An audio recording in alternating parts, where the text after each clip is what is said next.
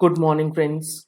GST platform के YouTube channel में आप सभी का स्वागत है। जी हाँ फ्रेंड्स, आपको जीएसटी पोर्टल के अंदर 31 मार्च एंड होते होते कौन से ऐसे रिकन्सिलिएशंस हैं जो करना मैंडेटरी है, क्योंकि मार्च के रिटर्न में अगर आप उनका रिजल्ट्स या इम्पैक्ट अपनी 3B के अंदर रिफ्लेक्ट कर देंगे तो आपका पूरे साल का डेटा जो है वो मैच हो सकता है। सबसे पहले आपको अगर रूल 42 एंड रूल 43 के अंदर जो आईटीसी रिवर्सल करने की बात है, उस रूल में भी ये मेंशन किया गया है कि आपको अपना एनुअल रिवर्सल का जो अमाउंट है वो डिटरमाइन कर लेना है। और है क्या ये रूल 42 रूल 43? सेक्शन 17 के अंदर एक बात बताई गई है कि अगर आप कोई इनपुट इस्तेमाल करते हैं जिसका आपने आईटीसी ले रखा है और सामने आप taxable as well as exempt supply करते हैं, तो उस एग्जेम्प्ट सप्लाई के रेशियो में आपको आईटीसी जो है वो रिवर्स करना होता है इन टर्म्स ऑफ रूल 42 43। आप मंथली बेसिस पे करते हैं, दैट इज गुड, लेकिन आपको एनुअल एक रिवर्सल स्टेटमेंट जो है वो बनाना जरूरी है, ताकि पूरे साल का आप एग्जेम्प्टेड सप्लाई के रेशियो में जितना शॉर्टफॉल रहा होगा उतने का आईटीसी रिवर्सल जो है वो कर पाएंगे।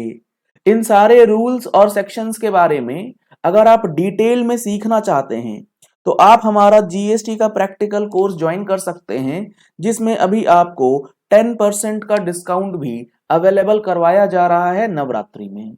तो लिंक आपको वीडियो के डिस्क्रिप्शन बॉक्स में मिल जाएगा, नंबर्स आपको स्क्रीन पे दिए गए हैं, आप इन पे कॉन्टैक्ट करके इन कोर्सेज की डिटेल ले सकते हैं। इसके बाद अगर आप मार्च 23 तक का डेटा अपना चेक कर लें कि आपका जो एनुअल एग्रीगेट टर्नओवर है वो अगर 5 करोड़ रुपए तक है, जी हाँ friends, up to 5 crore rupees अगर आपका एनुअल एग्रीगेट टर्नओवर है, तो आप अप्रैल 23 ऑनवर्ड्स क्यूआरएमपी में जाने के लिए एलिजिबल हो जाते हैं। क्यूआरएमपी क्या होता है? अगर आप हमारी कोर्सेज में ज्वाइन करते हैं तो आपको पता लगेगा क्यूआरएमपी स्कीम क्या है। अभी हमारा रिटर्न्स वाला सेक्शन ही चल रहा है। तो क्यूआरएमपी वो होता है जहां पर आप क्वार्टरली रिटर्न फाइल कर सकते हैं, लेकिन आपको पेमेंट जो है स्पेशल मेथड से मंथली स्कीम के अंदर पेमेंट करना होता है, तो आप उसका बेनिफिट ले सकते हैं और अपनी जीएसटीआर 1 वगैरह जो है वो क्वार्टरली अपलोड कर सकते हैं विद सम फैसिलिटीज, जिसमें आप B2B इनवॉइसेस वगैरह अपलोड कर पाएंगे। तो ये दो इंपॉर्टेंट चीजें जो आपको टर्नओवर से रिलेटेड और इनपुट टैक्स क्रेडिट के रिवर्सल से रिलेटेड जो चीजें हैं वो पता करनी है। इसके बाद जो मोस्ट इंपॉर्टेंट और मोस्ट इग्नोर्ड प्रोविजन है वो है 180 डेज के अंदर जो पेमेंट करने वाली बात है। वो आप ये इंश्योर कर लीजिए कि 31 मार्च 2023 या उससे पहले जो आप क्रेडिटर्स की लिस्ट तैयार करेंगे बैलेंस शीट में दिखाने के लिए, उसमें कोई भी बिल ऐसा ना हो जो ओवर ड्यू हो जाए मोर देन 180 डेज। इसका रिकंसिलिएशन आपको करना जरूरी है। आप अपने 2A का 2B का डेटा अपने 3B के डेटा के साथ रिकंसाइल करना मैंडेटरी है। जीएसटीआर 1 की सेल्स रिपोर्टिंग 3B की सेल्स रिपोर्टिंग को अपने पोर्टल के और बुक्स ऑफ अकाउंट्स के डेटा के साथ रिकंसिलिएशन करना मैंडेटरी है। काफी सारी रिकंसिलिएशंस जो है आपको करनी जरूरी है, क्योंकि ये 180 डेज का अगर आप नहीं चेक करेंगे पॉइंट, तो आईटीसी जो आपको रिवर्स करना होता है वो आप मिस कर जाएंगे, जिसकी वजह से आगे चल के आपके ऊपर लाइबिलिटी जो है वो बन सकती है अलोंग विथ इंटरेस्ट। तो अगर आप रिकंसिलिएशन टूल्स लेना चाहते हैं जिससे आप 1 क्लिक में सारे डेटा को रिकंसाइल कर पाएंगे, चाहे वो आपका 2A 2B का डेटा हो, चाहे वो आपका जीएसटीआर 1 3B का डेटा हो, और भी कई सारे रिकंसिलिएशंस जो है वो हमारे टूल्स में अवेलेबल है। आपको 1 क्लिक के अंदर सारा डेटा पोर्टल का आपके सॉफ्टवेयर में डाउनलोड करके दे दिया जाएगा। तो आप टूल्स की रिक्वायरमेंट है अगर आपको, तो आपको एक ही नंबर है जिस पे सारी डिटेलिंग जो है वो मिल जाती है, आप इस पे कांटेक्ट कर सकते हैं। इसके बाद आपने जब रिकंसिलिएशन कर लिया है, तो रिकंसिलिएशन करने के बाद जो भी डिफरेंसेस आपने नोट करे या जो भी आपको डिफरेंसेस मिला, उन डिफरेंसेस को आप अपने मार्च 23 की रिटर्न के अंदर ही एडजस्ट कर लें।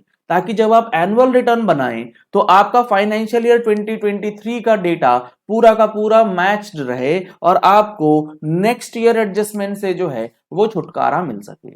आपने लेट सपोज जीएसटीआर 2B का डेटा रिकंसाइल किया अपने बुक्स के साथ और आपको ये पता लगा कि आपके 5 सप्लायर के इनवॉइसेस जो हैं वो अपलोड नहीं किए गए।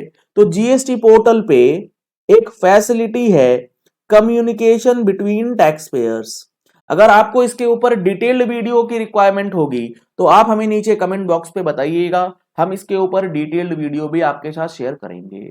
तो उस कम्युनिकेशन बिटवीन टैक्स पेयर्स का ऑप्शन लेकर के आप ये 5 इनवॉइसेस जो है वो अपने सप्लायर्स को जिन्होंने अपलोड नहीं किया है उन तक बता सकते हैं। आपके पास एविडेंस भी हो जाएगा कि हाँ आपने with in the time tax payer को इन्फॉर्म किया था। इसके बाद अगर आप 31 मार्च 2023 से पहले पहले 1.5 करोड़ तक का टर्नओवर करते हैं तो आपके ऊपर कॉम्पोजिशन का जो ऑप्शन है वो आ जाता है और आप इसका बेनिफिट ले सकते हैं। लेकिन नेक्स्ट ईयर के लिए 23-24 में अगर आप जाना चाहते हैं कॉम्पोजिशन में तो आपको 31 मार्च 2023 से पहले ही इसका ऑप्शन जो है वो ले करके रखना है, तभी आपको इसका बेनिफिट जो है वो मिल पाएगा। तो ये कुछ चीजें हैं जो आप अगर ध्यान से कर लेंगे तो आने वाले साल में आपकी जीएसटी कंप्लायंसेस और जीएसटी फाइलिंग जो है वो कुछ हद तक आसान हो सकती है। अगर आपको ऐसे ही रेगुलर अपडेट्स चाहिए तो आप हमारी मंथली टैक्स मैगजीन का सब्सक्रिप्शन भी ले सकते हैं, जिसमें हम लोग monthly GST and income tax से रिलेटेड अपडेट्स आपको प्रोवाइड करते हैं। अगर आपने अभी तक हमारा टेलीग्राम चैनल ज्वाइन नहीं किया है तो टेलीग्राम चैनल आप ज्वाइन कर सकते हैं जीएसटी प्लेटफॉर्म अपडेट्स के नाम से, जिसमें रेगुलर अपडेट्स आपको भेजी जाती हैं। Thank you and have a nice day.